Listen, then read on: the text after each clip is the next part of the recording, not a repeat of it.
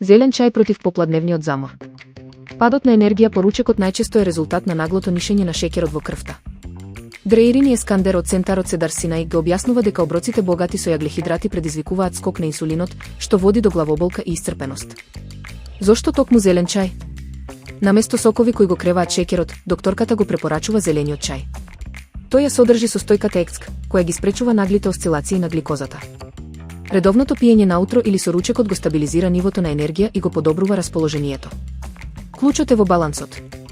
За долготрајна будност, комбинирајте ги оброците со протеини и здрави масти. Избегнувајте премногу тешка храна за да ја задржите крвта во мозокот, а не само во стомакот за варење.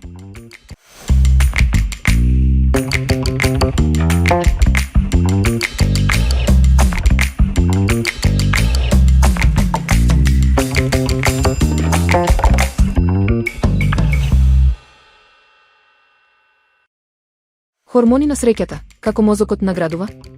Нашите емоции и енергија се резултат на сложен танц на 4 клучни хормони кои секојдневно го обликуваат нашето расположение. Квартетот на задоволството. Допамин, мотивација, се лачи кога постигнуваме цели и поттикнува да продолжиме напред. Серотонин, мир, задолжен за стабилност, квалитетен сон и чувство на сигурност.